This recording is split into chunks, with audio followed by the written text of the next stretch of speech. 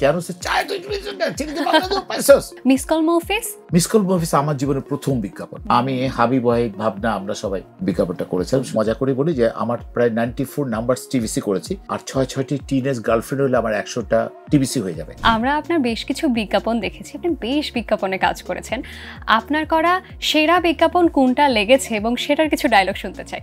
আচ্ছা, সেটা হচ্ছে যে এখনো পর্যন্ত আমি কয়দিন আগে আমি নরসিংদী গিয়েছিলাম শুটিং করতে, কক্সবাজার গিয়েছিলাম। সবাই বারবার চায়ের দামে বলে। বাংলা লিংকের এটি বিজ্ঞাপন করে আমি 6-7 মাস আগে শুটিং করতে অস্ট্রেলিয়া সিডনিতে গিয়েছিলাম। সিডনিতে আমি খুব হাংরি হয়ে গেছি, আমার একটু ডায়াবেটিস আছে।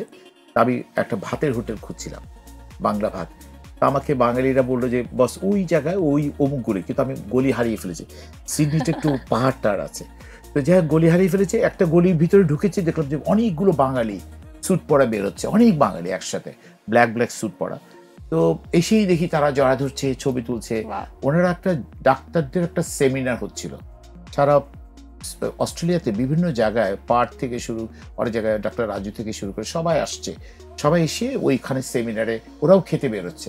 ওরাই আমাকে জোর করে ধরে ওদের সাথে খেতে নিয়ে গেছে, কিন্তু সে প্রসঙ্গে আমি যাবো না, যদিও আমি অন্য জায়গায় খেয়েছি, জানি, কারণ আমাকে সেটে যেতে হবে তাড়াতাড়ি।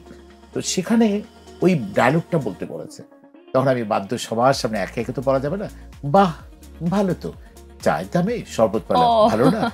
সেই বিজ্ঞাপন, কেন সে চায় তো চিনিতে বাংলা তো পাইছস। তো এই বিজ্ঞাপনটা আসলে সত্যি কথা বলতে কি জয়িতা, মানে এখনো অনেক জায়গায়, অনেক অনুষ্ঠানে, মালয়েশিয়া একটা শো করতে গেছে, সেখানেও এই বিজ্ঞাপনটা দিতে হয়েছে। আমি টেলিভিশন টক শোতে বসলে এই বিজ্ঞাপনটা সম্পর্কে বলতে হচ্ছে।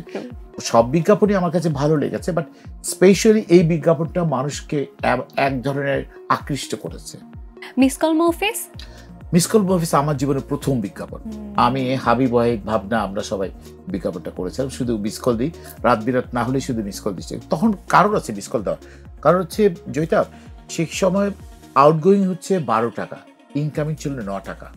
ভাবা যায় ব্যাপারটা, কোথায় 12 টাকা, কোথায় 9 টাকা, সো দ্যাট সবাই মিস কল দিচ্ছে, আমাকেও মিস কল দিতে হচ্ছে। তো ওইটা আমার জীবনের প্রথম বিজ্ঞাপন, বেশ ক্লিক করেছে।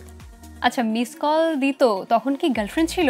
কিভাবে কথা বলতো সে আসলে? গার্লফ্রেন্ড মিস কল দিত, আর আমি গার্লফ্রেন্ডকে ডিরেক্ট কল দিতাম 12 টাকা করে। কি আর করা, 12 টাকা করে যাচ্ছে, তখন তার কথা বললে আর ফিল থাকে না যে 12 টাকা। যখন দেখি 7-8 মিনিট, নো, ঠিক আছে, এই আমাকে ডাকছে, বস ডাকছে, বাস রেখে দিতাম। বাহ, বিজ্ঞাপন জগতের অভিজ্ঞতাটা কেমন, বা সবচেয়ে মজার কি কি কাহিনী হয়েছে? অনেক, কারণ হচ্ছে আমি সব জায়গায় বসে বসে একটা কথা বলি যে আমি জয়িতা একটা বই লিখবো।